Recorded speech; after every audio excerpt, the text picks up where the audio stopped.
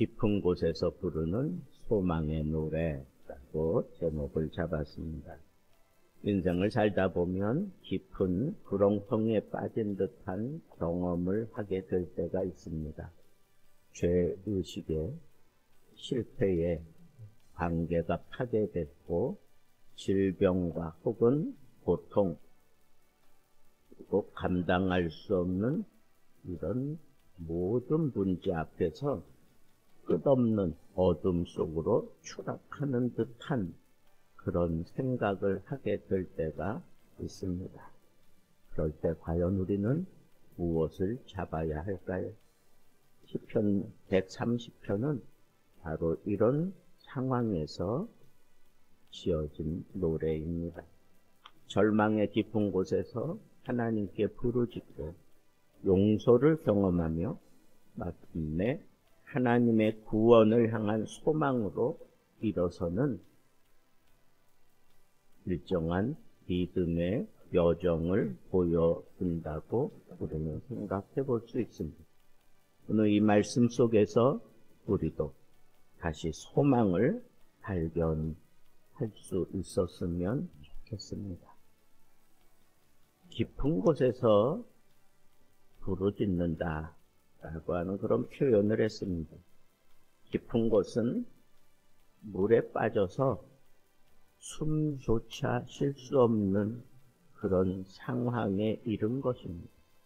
처음에는 호우적대고 혹은 수영을 하는 사람은 그 수영을 하면서 벗어날 길을 찾아보려고 하지만 내 힘으로는 저 육지까지 갈 수 있는 한계가 분명히 있습니다. 저렇게 발버둥 치다가 결국은 지쳐서 그냥 물 속으로 빠져 들어가면 코로, 입으로, 귀로 막 물이 들어올 때 그때는 정신이 없습니다. 숨이 쉬어지지 않으면 그냥 깜깜해지고 아무것도 할 수 없는 그런 상황에 이르는 것, 그것이 바로 오늘 본문이 얘기하는 깊은 곳입니다. 인간의 힘으로 스스로 빠져나올 수 없는 절망, 늪에 빠진 것 같은 그런 상황을 깊은 곳이라고 표현을 한 겁니다. 인간이 겪는 가장 깊은 곳은 어디일까요? 무엇 때문에 그 깊은 자리에 빠지게 될까요? 첫째는 인생이 저지르는 죄입니다. 죄에 빠져 들어간 사람은 스스로 그 죄 문제를 해결할 수 없어서 몸부림치게 되는 겁니다. 또 인생을 경험하면서 실패를 하고 우울해지고 아무것도 할 수 없는 무력한 상태에 빠지게 되는 것, 그게 바로 인생이 겪는 깊은 곳입니다. 그런데 오늘 130편 기자는 바로 그때 여호와께 부르짖습니다. 깊음은 하나님을 찾게 만드는 자리입니다. 절망의 상황이 오히려 기도의 출발점이 될 수도 있다는 겁니다. 이런 깊은 자리에 이르게 되었을 때 우리가 할 수 있는 유일한 한 가지 일은 여호와께 부르짖는 겁니다. 우리는 심각한 상황에 이르렀을 때 기도할 수 있는 특권이 있다. 부르짖을 수 있는 특권이 있다는 말입니다. 더 깊이 부르짖어야 합니다. 하나님만 바라보면서 부르짖어야 합니다. 그것이 바로 이 깊은 곳에서 벗어날 수 있는 유일한 방법입니다.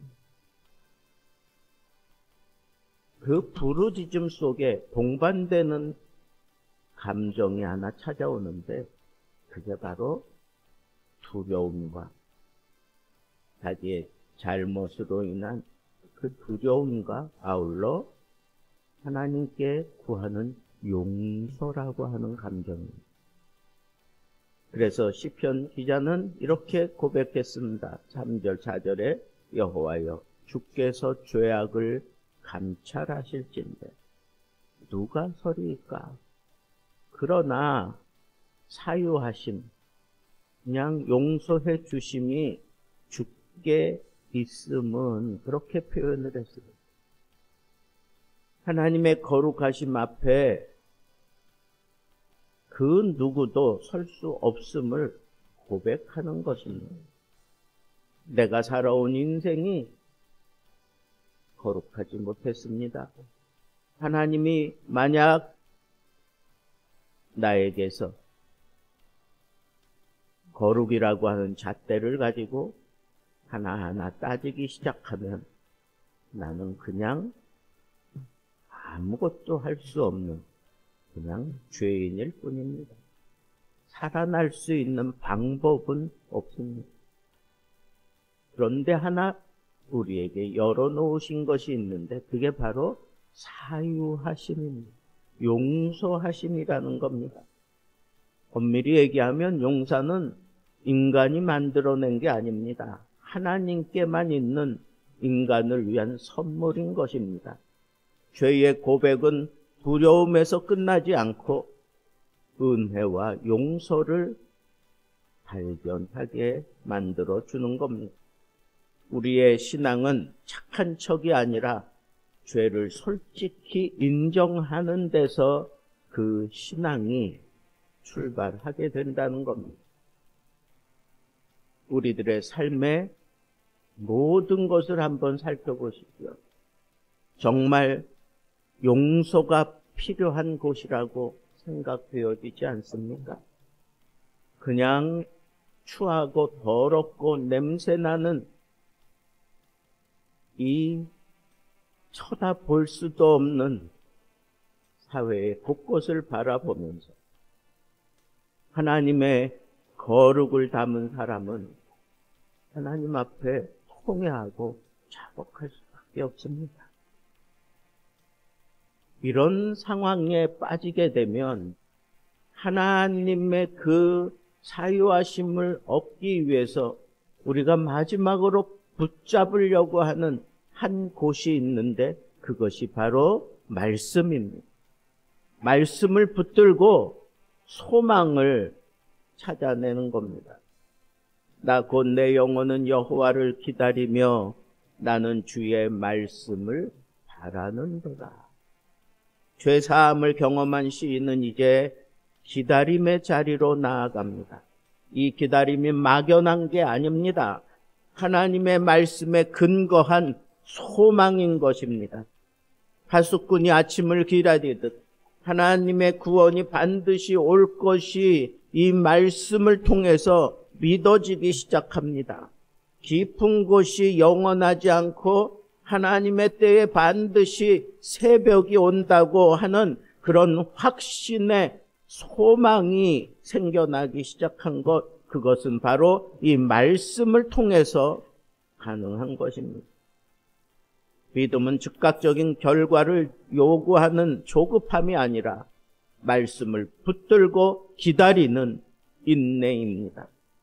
이 인내의 처절한 싸움을 통해서 우리의 믿음이 조금씩 성장하게 되는 것입니다. 그래서 그 처절한 기다림, 그것을 아침을, 새벽을 기다리는 파수꾼에 비유하고 있습니다. 군대 가서 경험하는 가장 하기 싫은 그 경험은 밤을 파수하는 일이라고 모든 훈련병들은 얘기합니다. 그 밤에 그 자리를 지키며 오로지 새벽만 기다리는 그 간절함, 그것이 바로 말씀이 우리에게 파고들어서 우리가 살아있다고 하는 그 맥박뛰게 만드는 그런 모습입니다. 하나님을 간절하게 바라보는, 하나님만 간절하게 기다리는 그것이 바로 이 새벽을 깨우는 우리의 믿음이 되는 것입니다. 이런 믿음이, 이런 소망이 믿음과 더불어 나에게서 움직이기 시작하면 그때는 이 믿음이 내 안에 그냥 머물러 있지 않고 내 곁에 있는 사람을 보고 내가 처해 있는 이 사회를 보고 그리고 이 나라와 민족을 보는 그런 믿음의 큰 시야가 열리게 됩니다. 그래서 마지막 7, 8절에 보니까 온 이스라엘의 구원을 바라보는 공동체적인 신앙으로 이 은혜를 끌어당기고 있습니다. 이스라엘아, 여호와를 바랄지어다. 내가 그 어둠의 통로에서 벗어날 수 있었던 그 여호와를 바랄지어다. 여호와께는 인자심이 있고 풍성한 속량이 있음이라. 그러면서 개인적인 체험을 넘어서 그것을 가지고 공동체에 들어가서 이 믿음을 전수하게 되는 겁니다. 나의 죄사함이 우리의 구원으로 확장되어지고 있는 오늘 말씀을 통해서 우리는 하나님이 나를 구원한 것은 나 혼자만의 구원을 위해서가 아니라 내 이웃을 위해서, 내 가정을 위해서, 내 교회를 위해서, 이 사회 속에서, 이 나라, 이 민족 가운데 하나님의 풍부한 속량과 죄사함의 이 믿음을 전하라고 하나님께서 나에게 은혜를 베푸셨다라고 하는 이 사실을 깨달아야 합니다. 풍성한 속량이 있다 그랬는데 그것은 바로 시편 기자의 시각에서 볼 때에는 미래의 예수 그리스도에게서 완성되는 십자가 사건인 것입니다. 그렇습니다.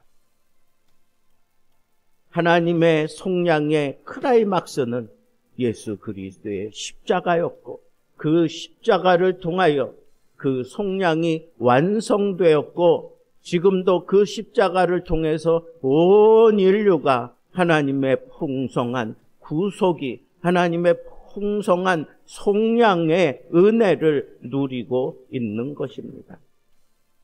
여러분, 내가 정말 하나님의 이 구속하심을 경험한 사람이라면 그 사람에게는 한 손에는 말씀이 들려있고 한 손에는 그리스도의 십자가가 들려있는 것과 같습니다.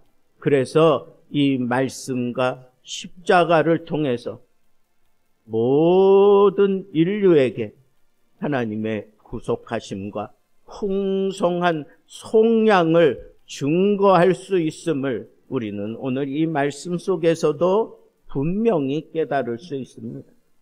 시편 130편을 통해서 우리의 기쁨에 그리고 그곳에서 용서와 그리고 말씀을 붙들고 소망을 갖게 되고 마침내 구원, 하나님의 풍성한 속량의 은혜가 이르는 일정한 단계를 우리는 보면서 절망의 깊은 곳에서 시작했지만 결국 하나님의 풍성한 구원에 이르게 되는 것을 오늘 말씀을 통해서 우리는 그려냈습니다. 오늘 우리의 삶이 어떤 깊은 곳에 있든지 하나님께 부르짖을 수 있어야 합니다. 용서하시는 하나님을 의지하고 하나님의 말씀을 붙들고 기다리며 공동체의 구원을 바라보는 것이 진정한 하나님의 사람의 모습입니다. 그럴 때 반드시 새벽은 우리에게 밝아올 것입니다.